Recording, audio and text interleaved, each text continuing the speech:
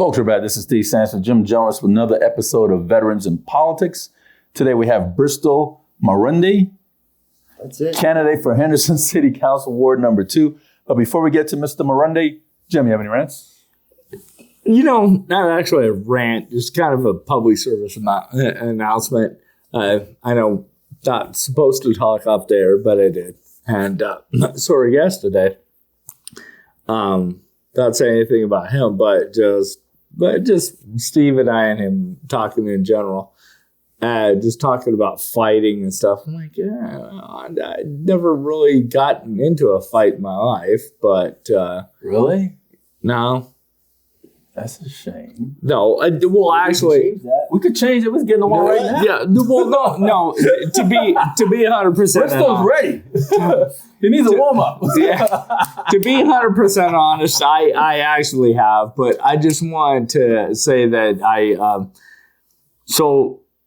and this wasn't meant towards Mr. Sanson or a guest. It was more towards my dad always said, walk, talk, do whatever you can to get out of a fight. But if you have to, you do what you got to do. So our guest is going to tell you what he had to do a couple times. So anyway, that's just kind of, I don't know. I'm to be 100% honest with viewers and listeners. I haven't gotten a lot of sleep in the last couple days, so I'm probably a little gooferier than I should be, but I'm here, so all right, let's move on. Well, I have no rants. I want to go right to a guest. Bristol Marunde. Yeah. Tell us about yourself. Well, I moved to Henderson straight from Seattle in 2008. Isn't that the high suicide state? Yeah, it's so dark and cold all winter long. It can get real depressing. But let me tell you, when it's summertime and 80 degrees, you got the ocean breeze, everything is green. Yes. It's unbeatable. Yes. I've been to the Staples Center? What's they got there? The Staples Center? No, that's in LA. Oh, well, what's the... You been to LA? No, I've been there too. But what's that thing the they got? Space Needle? That's the one. Space Yeah, Needle. I've been there. I was in the Kingdom once before they imploded that. Yeah. All right, please continue. Yeah, so I moved to Henderson 2008. I wanted to be a UFC fighter. So I moved here to train. Vegas, the fight capital of the world. Yeah, I see one of your ears. Yeah, Let me see the other one. I take good. You got cauliflower ear? I took good care of I them. have to leak them, right? Yeah. You have to drain them and then you have to stitch them so they don't get big. And Yeah. Because I knew I wasn't going to fight forever, so I didn't want to be stuck with the. You can't be an 80-year-old fighter. Yeah. Right. Yeah. Oh, then again. Yeah. Look at Chuck Norris. Chuck Norris, yeah. Yeah, that's true. No, yeah, I moved here to train and fight and really to chase my dream. Right. I loaded up my car with everything I had and just came here and moved and so many good things happened. So my life just took off as soon as I moved here. Okay, what happened? So, I moved here and started training, fighting, and then I met this girl. Always. Yeah, that's always the thing. That's the story. pivot in the life. This is it. So Good or bad. yeah, exactly. It's usually a little bit of both. So I met this girl. I was buying a house. And Did you speak to her? I was going to say, did you talk to her, Curry? No, I heard you guys talk. Yeah. So our friend introduced me to this just amazing blonde. She's beautiful. Couldn't believe it. I was like, wow. So I had to check in. I was like, she said she was a realtor, so I had to double check. I'm like, are you sure she is way too good looking just to be a realtor? He said, no, she is legit. Some gorgeous realtors out there. Yeah, so she is. And so I got her business card. We got to talking about houses, and I waited 2 days to give her a call back and ask her out for coffee. Why'd you wait so long? You gotta. It's not like a rule or something. Yeah, it's a rule. You can't call the next day. Oh, I would have been on it. I've been on it while I'm driving home. No. Then Rules you look don't apply to Steve Sanson. No, you gotta wait a day. You can't call right away. So. Oh, really? You gotta be nonchalant. You gotta wait. So I waited the day, called her and asked her out for coffee. Uh-huh. So we sat down at Starbucks and we talked for about 2 hours. Wow. Yeah, like our first real, I guess it was called a date, We sat down, I told her, like, hey, I'm 27, I'm single, I kind of want to date seriously. And she was like, hey, I have a good career and I'm ready to date too. So, we just had this long conversation and she was like, hey, look, just be honest. And I was like, hey, look, just don't take kindness for weakness. Right. And we kind of negotiated terms. And then I walked away and I was like, that's it. I think I just got married. and I couldn't believe it. And we've been together ever since. And that was 2009. Oh, wow. So did you marry her? Yeah. Congrats. Kids? Thank you. We have 2 boys, a 10 and 13-year-old. Beautiful. She stole your heart. Huh, she did, yeah. And so as we How got come you didn't bring her with you?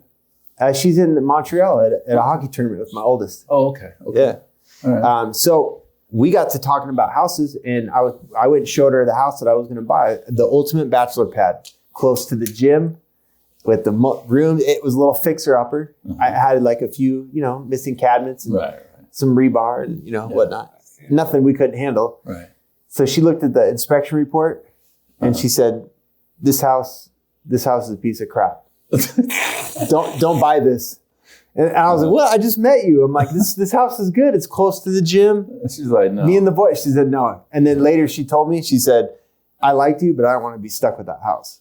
Oh, okay. And I was like, okay, all right. I mean, she had a good point. So she's like, wait, let's buy something else. It's like, all right. So you waited. I waited. And then she said, hey, I bought you a house. Come sign for it. And I was like, all right. Wow. Yeah, I trusted her because I'm like, she's successful. She's like aggressive. Like, man, I think she knows what she's doing. So I trusted her. I signed. We bought a nice house. It was back in 2009, $99,000. That house. Square feet. It was like 2,300 square feet or something like that. 2,300? Yeah. So 99,000? Yeah. That same house right now is probably like 450. Yeah. We're in Henderson? It's on like Maryland and St. Rose. Are you still there now? No, we sold it. So what we decided. How much you get? How much you made? So we flipped it at the time. So I was like, hey, I'm pretty handy. And she's like, well, obviously I do real estate. I'm good at design. So we teamed up and we've fixed the house up, like really made it really nice. And then we sold it. And then we made like $75,000 the first, like the week. I was like, wow. I was like, done. Let's buy a boat. We're good. Buy a boat. And then where are we gonna put a Lake Mead? And then the voice of reason chirped in and said, "Nah, let's reinvest it in the next house." And I was like, you're right. Yeah. Calm down. All right. So calm down. Yeah. So we didn't buy any guns. We didn't buy any good stuff. Yeah. Stuff. So we invested in the next house, and then we continued to do that for many years. Okay. And then, as I was fighting, and we were flipping houses, then HGTV approached us about doing a TV show. Okay. And so, I guess back up before that, while we were flipping houses, I got on The Ultimate Fighter. So I was on season 16 of The Ultimate Fighter. So how'd you get along with those guys? Like in the house, I mean, so when you're on The Ultimate Fighter. It's in LA, right? No, it's here. Yeah. The house I was in. The UFC house is here? Yeah. When I was in it, it was on Rancho and Alta. Okay. In Rancho Circle. Okay. One of those big old, like probably in the 60s, that house was probably like. It's a like mob house. It is literally 25 steps from my house. I know exactly where it's at. All right. So go ahead. We lived in there, and it was almost 7 weeks. So it was a wild experience. How many guys were you in there with? There were 16 total of us. I couldn't do it for 7 weeks, Jim. I'll tell you privately, Steve, where that house is. I mean, when I was in the Marine Corps, I couldn't do it now. The military guys did well. We had 2 guys from the military in there, and because we had bunks and we were on camera. So it was just a wild experience. So they got on your nerves? Yeah, all the time. Because like you're stuck in a house, and you have no phone, you have no access to your family, you have no music. You kind of give up your rights. So sounds like the military. It's very like military-ish, but you're also on camera, so you feel that stress all the time. Did you get along with Dana? Yeah, he was fine. I mean, he yelled at us a couple times, and like a couple guys were crying, like because you're in that house, and you be kind of like prisoners. So like you start like looking over your back. You had to sign a contract to be in the house. Oh yeah. So you fight to get into the house. We all want the guys in the house. We want our fight. And then we get in there and we pick our rooms, and then you're like, okay, now what? So what does that contract entail? Like as far as being in the house, I mean, what's the do's and the don'ts? Basically, I mean, they'll tell you like, don't destroy the house. So anything. Don't have a temper tantrum, basically. I mean, no, they want that. They want you to have a temper tantrum? They want you to go nuts. Like, why? Because it's good for camera. It's good for TV. It's immediate. So it's like a pressure. Be a perfect place for me. It's a Democrats pressure love they love destruction. That's what they live on. Ratings will be skyrocket. But then the ambulance have to come. Funny. And the ambulance came while you guys are going nuts? I mean, they have, staff there 24/7. I mean, you're So you got being doctors filled. and nurses Yeah. there? So you're fine. Yeah. So the hard part is fighting multiple times. So like I fought with stitches and you're on and you have to cut weight. You're on camera all the time, and you're living with a bunch of animals that are throwing stuff at you and messing with you all the time. It's you're under kind of a stressful environment. So like it's like part vacation, like part frat house, but also part prison because you can't go anywhere. Because it's nicer than prison though. It is nicer than you got prison. Nice showers. You got toilet paper. Yeah. Right. And you got all the remedies. You got some good food. food. Yeah. No, you ever been to prison? No. So it's real nicer than prison. I'm sure it is. Yeah. I saw it on TV. Yeah. Yeah. The house. Yeah. No, it's like your living quarter is good, but but just like that, you have nothing to do, and time stands still. So like you're watching the clock, like click, click, click, and what you'd be like saying, you'd be talking to the guys, you'd be like, "Hey, that happened like last week," and he's like, "No, that was yesterday." And you're like, "Oh, time just ran." Yeah. It was wild. So Mr. Bristol, Mr. Marunde. Yeah. How did you go from a UFC fighting to running for Henderson City Council? Tell me how that transpired. Yeah. So I did. And why? Yeah. So I did TV for a while, like UFC for a while, fighting. How long were you in the UFC for? I fought professionally from 2005 to 2015. Okay. Well, that's a long time. So I still worked. I still had a life. I still built a career during that time too, because I wanted both. Like I wanted to fight, but I also wanted like something to fall back on. You have any long-standing injuries? Like I have metal plates, and this is all numb for breaking my jaw. Oh. I can't breathe out my nose. My back hurts. My neck hurts. Why do you do all that then? If you don't get jacked up like that, why? Because like after that first win, you're hooked, and you want to win again and again and again, and nothing comes close to that amazing buildup of training and then winning with your team. And then the minute you get your ass whooped, you're like, what the hell am I doing? And then you're like, then you double down. You're like, that's it. I'm coming back stronger. Double down. Then you come back stronger. I'm not letting somebody beat me. Yeah. This is the competitive nature of man. Yeah, that's true. So I did the fighting, and then my wife and I did a TV show for 3 seasons. It was called Flip or Flop Vegas on HGTV. So we flipped houses. So I had the fight life, the film life. We got to travel. We got to do all kinds of cool stuff. We got treated real good. Right. Nobody punched me in the face. It was nice. Just throw a pen at you. Yeah, exactly. So we just worked all the time. Right. And then that's done. I'm done with all that.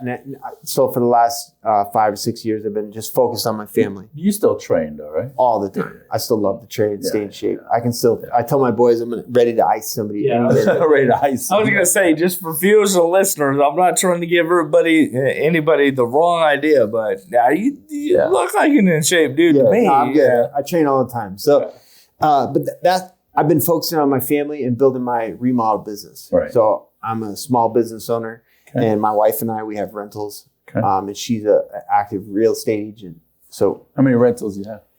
I think we're up to like 7. Oh, wow. And we have a couple in Seattle up in the Northwest. Wow. And that's how you make money, real estate and the stock market, they say. Mm-hmm. Or unless you win megabucks, right? Yeah.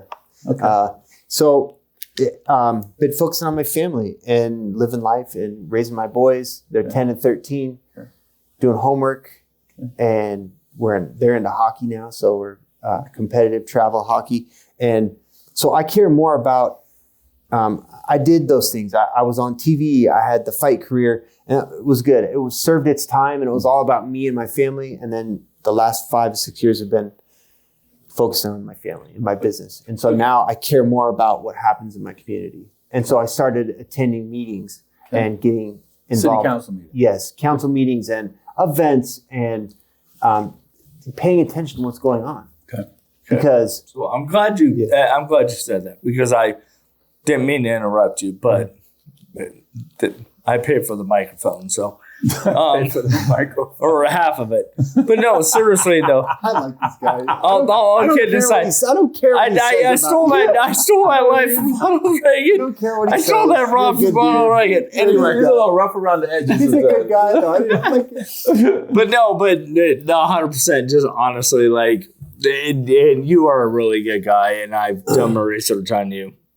But as far as running for office, so can you just, and one of the things that Steve and I have always been focused on is like just trying to educate the public, right?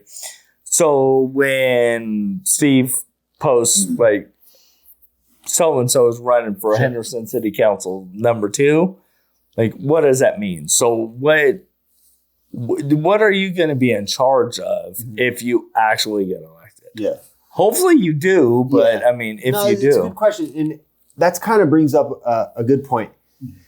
Who knows who your city council member is? Nobody knows. No. And that's one of my biggest things is we've been asleep at the wheel.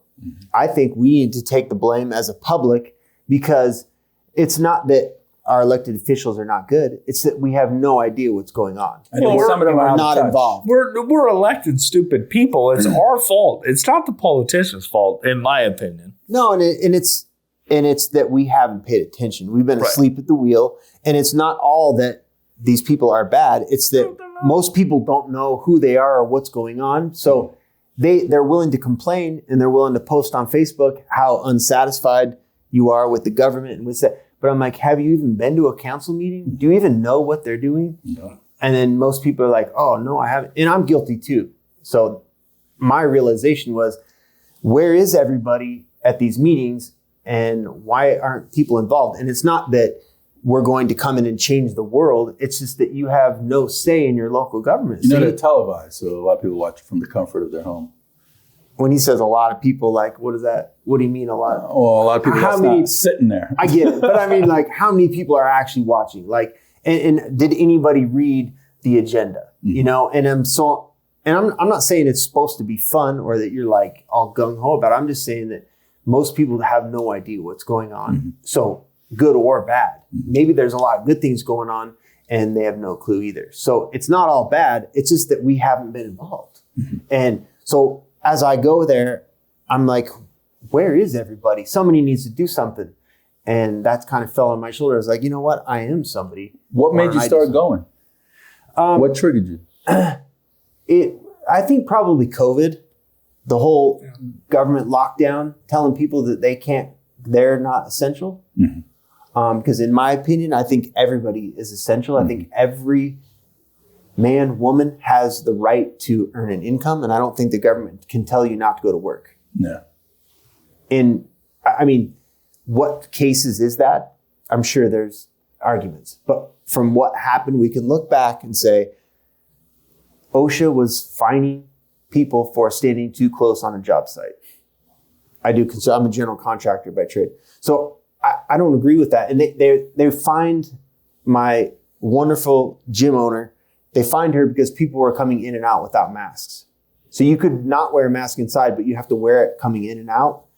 And I just thought that was the most ridiculous thing. And she was getting fined. She was like, please, can you guys just wear a mask? Because I don't want to get any more fines. And I'm like, who's coming up with these rules and regulations? So let me just do some more research. What's going on?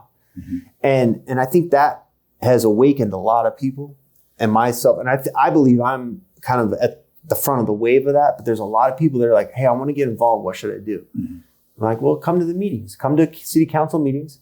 Know who your people are.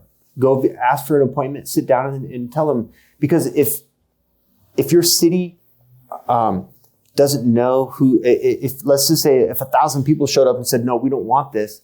10,000 people showed up and said, no, don't do this. What are they going to do? They're going to listen to all the thousands of people saying, hey, this is what we want. But if nobody shows up, they're going to say, well, I guess nobody, we're going to pass this law because nobody has said otherwise. So tell us your qualifications to be a city council. Yeah. So as a general contractor and a business owner, I think that right there is a key, a vital element of what city council does. So city council is a very important role in the city. They have a huge budget. It's a lot a lot of developments. So school, like city planning is a huge thing. You saw like something in the news recently that was the Three Sisters mine outside of Henderson. They're going to build a huge housing development. It was previously a mine. Mm-hmm. And so they all voted, the city council voted. Are they doing an environmental study? Yeah, they did. And so they looked at that environmental study and they deemed it safe enough to build a huge housing development because there is a housing shortage in Henderson. So the city council is vital to that. So they vote on a lot of, like you'll have your city planners and they'll bring like plans to the council and they'll vote on it. So it's planning and also fire and safety. That's a big one. They can determine who the chief of police is. They've brought in a couple chief of police in Henderson that it didn't work out. So the police voted no confidence. How do you think the current chief is working out? I think she's doing a good job. The police seem to like her. And I think a lot of things that may not show up in the metrics like morale. How do you measure morale? Well, talk to the police. Like, how do you like your chief? Oh, we like her. She's doing a good job for us.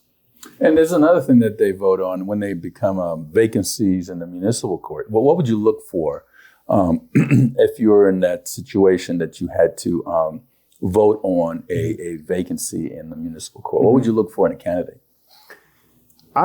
For me, I want to see somebody that has integrity and they're going to put the Constitution first. That comes out and says it.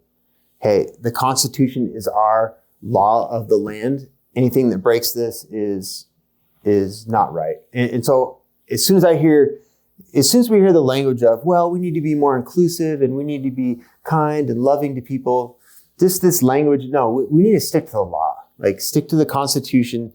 We're on a land of laws. And if we lose that, we're screwed. Exactly. So I think we really need to just, it sounds old fashioned, but we need to be traditional in our values. And that's what I would look for. I'm going to go on a wild goose chase, and I know this is a nonpartisan seat, correct? Mm-hmm. Are you Republican? I'm a lifelong registered Republican. Yeah. That's what I gathered. And I like that this position is nonpartisan because I have a lot of Democrat voting friends, and they're going to vote for me. Okay. Because they trust me. They're scared you might knock them out. No, I'm retired, remember? Unless I come out of retirement. I only fight for money, so. Let's throw some money down. Yeah. Jeez, no wonder why you're on the show. UNC, get along.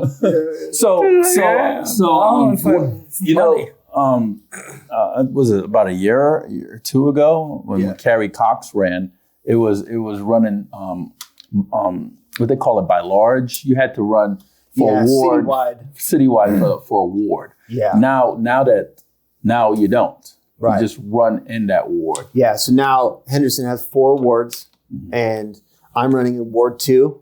It's like Sun City Anthem, Madera Canyon, Inspirada, kind of comes south of Horizon Ridge, so McDonald Ranch, all that area. So it's good. I like it. I think it's a good idea because you're breaking it down to your constituents. Yeah, your more manageable areas where you can go back and say, hey, what do my constituents want? What do they care about?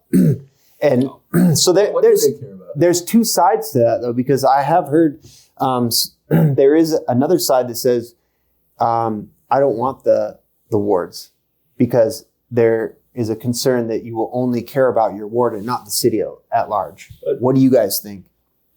No, I think the ward's been working great. North Las Vegas has it. Las Vegas, they've been having it for years without a problem. And it's worse on the candidate because if you're going to run for a seat, you got to run for the entire city of Henderson, which is absolutely asinine. And it takes a lot of money to do that. It takes like about $1 million or probably more to run for that. But if you run in your own area, which, you're called the Ward 2 representative for a reason. Yeah. You're not called a city council for the entire city 100%. Of Henderson. So unless they change the title, I think you should run for your ward. Although you do make votes outside of that ward for the entire city, just like a legislator. If assembly legislator running for District 2, right? They make laws outside of that. A U.S. senator. Nevada votes the U.S. senator in, 2 senators per state, but they make laws for the entire nation. So what are you going to do? Run for the entire nation running for U.S. Senate? No. So the ward is good. I think it keeps you focused and it keeps you on your constituents, because now you don't have to worry about what Ward 3 is saying about this and that. Just worry about your voters, and your voters is in this block, although you do make votes outside of that, and everybody knows that. But you're focused mainly on your ward. So if there's graffiti going on, you're going to take care of that. If there's potholes going on, you're going to take care of that. Like Jim says, where the rubber meets the road. Yeah, that's true. I think that too. And not too long ago, they were appointed. You know, not too long ago, several elections ago. So I think it's been moving in the right direction to have, you know, they have to run for election. They're not appointed. This can get some new people involved. And I think that's what we need is new, fresh blood in the office. We need somebody that's in the community that's working. You know, look, I'm a blue collar guy. I've worked commercial fishing in Alaska as a kid. I grew up, I'm a general contractor. I think I'm such a hands-on person on the job site. And I think that'll be an asset is when I go and visit the police, when I go visit this, I'm used to doing this. I'm used to negotiating, talking to people, really having my finger on the pulse. So as a council, a member of the city council for Henderson, what do you plan to do? What are you going to do differently that's not done?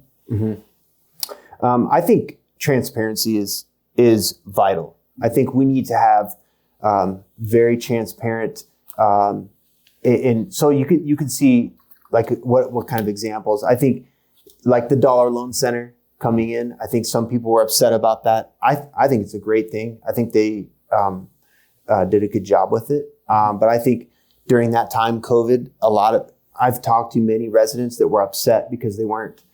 They had to do, you know, the Skype meetings, and they didn't feel like their voice was heard. And because it's loud and it's, you know, right in a residential neighborhood. So I want to see some transparency of like, hey, this is why we're doing it. And some people might be hurt. I don't want to hear the political answer of like, hey, this is good for everybody. No, it's not good for everybody. There's houses right next to it and it's loud. But guess what? Like, it's good for the city and we're going to do it anyway. And, and I don't like that a lot of things happen behind closed doors and then they come out and do it for meetings. And then it's for the record. All right. So I agree with what you said, but explain to me what transparency means to you. Because that's something I hear every day. Well, we need to be more transparent in government. But I'm the type of person, I want to see an example. Yeah. So if a community is upset, like what's an example of what you will do to show transparency? Yeah. I think as a city council person. I think so. Where could I be transparent? I think some of it is just being honest. Like, coming out and saying, here is the direction of the city and we want to build apartments here. And here's why we want to build apartments, because we need we need more housing and we're going to put it here. But a lot of times I've seen where people come in and voice their opinion and they are not really communicated with. So it's kind of like you get these answers that are just templated. Well, we care about everybody. Well, I just don't want to hear it. Like, you might be hurt by this, but we're going to do this anyway. And I would just want to hear some brutal honesty. And I just hate the fact that we can't please everybody with everything. Right. And sometimes you're going to have to say, hey, look, this is what we're doing because it's better for the city. You might be hurt by it. And we apologize. Yeah. I mean, true. How much more would you rather hear that how would you go about doing that, though? Because I really like that response. Because that's something that really, honestly, and I'm sorry to the viewers and listeners, that pisses me off about politicians is like they just won't be honest and say, hey, at the end of the day, like I can only do X amount of stuff. I can't really do this. But politicians go, oh, we'll look into it or something like that. You get the call our Call our secretary. Right. And I'm okay meeting with people and having these uncomfortable conversations to where, like I've been in a lot of conversations with fights and whatnot. Like for me, it's okay. Like yell, let's talk about it. But there has to be some kind of two-sided communication and not just, okay, well, we'll get back to you. We'll mail you something. We'll put something in the mail. And like we need real resolution, whether it's, hey, we're really not going to do anything. So we're sorry, but we're not going to do it. I'd rather hear that than, oh, we'll see what we can do. Yeah. Right. So you've been knocking doors? Yeah. Well, what are the concerns you've been hearing in your ward? Safety is a huge concern, especially in Sun City Anthem. We have a huge retirement community. So they're watching the news. They're watching Fox News mostly up there. They're very conservative. They see what's coming over the border and the borders are wide open. So there's a concern that, hey, this crime that's coming from other cities, like Chicago or California, they're coming here and they're hitting the neighborhoods. They're looking for the weak spots in the neighborhood. So a lot of what I'm hearing is, hey, we need more police and we need to make sure that our police are adequately equipped to patrol all the areas because our patrol is a little light, is what I'm hearing. Okay. Jim, you have anything else for Mr.? I keep forgetting. His first name really comes to me, but Marunde. You know me, I keep running my mouth, so I could go on all night. Is there anything that you want to cover that we haven't covered? No, I think, what do you guys, I want to hear from you guys. What do you want from your city council? What do you want information to come past to you that you're not getting from a city? What do you want to know? Is the city, do you know what's happening at the city? As far as Henderson bought the Fiesta for $32 million. Mm-hmm. They're putting is it an amusement park? Yeah, some kind of park. They're putting an amusement park. Who voted on that? Is that, I don't know. I haven't seen the numbers. Like I'm not privy to that information. All I see is what's in the news. As a citizen, I would kind of like to know that's a lot of money. I'm curious on, how is this going to make money? Is this a good thing? They bought it so they could build a Durango station. Oh. Possibly, I don't know. Who made the deal? Who made the decision? Those are things that as a citizen, we should be concerned with. So do you think that the city of Henderson is losing revenue because the Fiesta is not there? I think the city's done a pretty good job, and they have a lot of private sector people in there. So there is bureaucracy in every government, of course. Oh, of course. But yeah. I know that the city council has been heavy on developments, and Henderson is growing like crazy. And I think part of that is also meeting the demand of, hey, we need to make sure we have fire safety. We're planning out enough schools. I would love to see more charter schools. My kids being young.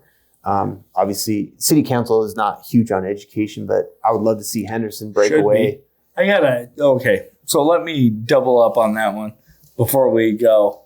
What do you, as running for City Council Ward 2 in Henderson, what do you consider your core role? My core role? Yeah. And what exactly do you want to have accomplished? And look right into the camera. Yeah. When I get to City Council. Mark, zoom in. When I become the City Councilman in Ward 2, safety is my number one concern. And I want to make sure our police are equipped with all the best equipment. And we need to recruit the best talent too, because Henderson is growing. I have a young family, and we're there at the hockey rink all hours of the day, early in the morning, super late at night. And I want to make sure that they're safe. And that's the number one concern that I've been getting from all my constituents is safety. We want to make sure our city is really the safest city in the nation, and it's claimed that it's the second safest city in the nation. And I don't know who's first, but I want to make sure that title actually is a real stat. And I think a lot of that is marketing, in my opinion. Yeah. And I think we need to really actually take that seriously and really get that number up. So, do you think they should break up the school district? Henderson should have their own school district. Yeah, I think Henderson Henderson deserves its own school district. We have our own police department, fire department. Why don't we have our own school district? I think it's time, definitely. Okay. Well, sorry. No, I'm sorry about this. Mr. Marunde, thank you for coming on the show. We really appreciate it. Mark is going to zoom in on you again, and you could say, vote for me or whatever you're passionate with, and your point of contact. Yeah. Okay. Okay. I'm running for Henderson City Council in Ward 2. Come out and vote for me June 11th in the primary. And safety is my number one concern. I want to make sure our police force is adequate and we're recruiting the best talent because I love Henderson and I want it to stay safe. Point of contact. The best way to get a hold of me is go to my website, The best point of contact is my website is bristolforhenderson.com. Okay. Well, thank you, Mr. Marunde, for coming on the program. Really appreciate it. Thank you, Jim. Folks, that's Bristol Marunde, a candidate for Henderson City Council Ward number 2. Look this guy up. He's a fighter in the ring, and he could be a fighter could be a fighter for the Henderson City Council as well. So this is Steve Sampson, Jim Jones for Veterans in Politics. Until next time.